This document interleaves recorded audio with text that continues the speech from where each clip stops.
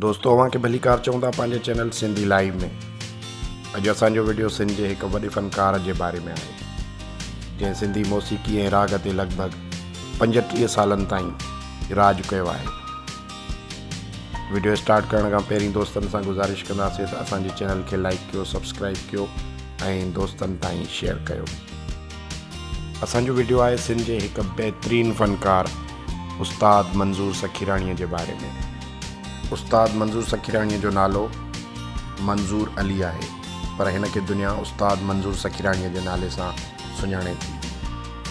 उस्ताद मंज़ूर सखीराणीअ जो जनमु 14 अप्रैल सन 1959 में सिंध जे शहर दादू में थियो।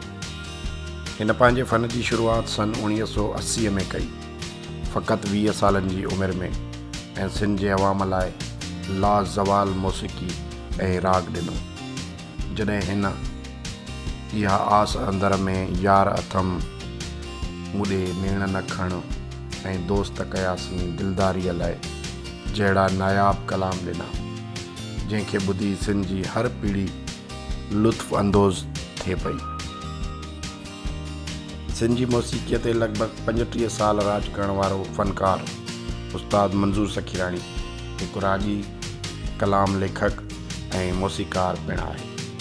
मंज़ूर सखीराणी जे वालिद जो नालो बहादुरदीन हुयो, जेको रेवेन्यू डिपार्टमेंट में सरकारी मुलाज़िम हुयो। मंज़ूर सखीराणीअ जे वालिद जी ख़्वाहिश हुई त उस्ताद पंहिंजी आला तालीम हासिल करे हिकु इंजीनियर थिए, पर क़िस्मत या शौक़ जे अॻियां कंहिं ॿिए जी कोन हलंदी आहे।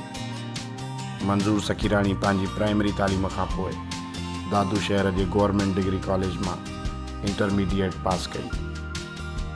उस्ताद खे नंढे लाइ खां ई ॻाइण जो शौक़ु हुयो, उन करे मंज़ूर साहब इंजीनियर थियण बजाए हिकु रागी थियो। जेकॾहिं मंज़ूर साहब इंजीनियर हुजे हा त सिंध हिकु बहितरीनु रागीअ खां महरूम थी वञे हा। हिन वक़्त ताईं उस्ताद मंज़ूर सखीराणीअ जा 30 एल्बम रिलीज़ थी चुका आहिनि। मंज़ूर सखीराणी सिंधी लोक गीत, सिंधी क़ौमी कलाम, गज़ल ते महारत रखण वारो फ़नकार आहे। हिन वक़्त ताईं उस्ताद मंज़ूर सखीराणीअ जा 30 एल्बम रिलीज़ थी चुका आहिनि। मंज़ूर सखीराणी सिंधी लोक गीत, सिंधी क़ौमी कलाम, गज़ल ते महारत रखण वारो फ़नकार आहे। उस्ताद मंज़ूर सखीराणीअ जी ख़ासि ॻाल्हि इहा आहे त हिन जॾहिं बि पंहिंजे फ़न जो मुज़ाहिरो कयो आहे त अदबी गॾिजाणियुनि में ई कयो आहे। जीअं मोहम्मद क़ासिम माका फ़रमाईंदो हो, सुलझियल साफ़ सुथरी सोच रखण वारनि माण्हुनि लाइ पंहिंजो कलाम पेश कयो आहे। हिन पंहिंजी सिंधी संगीत जी सिख्या उस्ताद कुदरतुल्लाह खां वरिती ऐं सिंधी मौसीक़ीअ में पाण खे मञरायो। उस्ताद मंज़ूर सखीराणी पंहिंजे फ़नी कैरियर में सभ खां वधीक उस्ताद बुख़ारी ऐं अब्दुल गफ़ार तबस्सुम जी शाइरी खे ॻायो आहे। उस्ताद बुख़ारी जहिड़े अज़ीम शाइर जे लफ़्ज़नि खे जॾहिं बि मंज़ूर सखीराणीअ ॻायो आहे, सिर्फ़ु सुरनि जी वरखा कई आहे। असां दुआगू आहियूं उस्ताद मंज़ूर सखीराणीअ जी सुठी सिहत ऐं हयातीअ लाइ।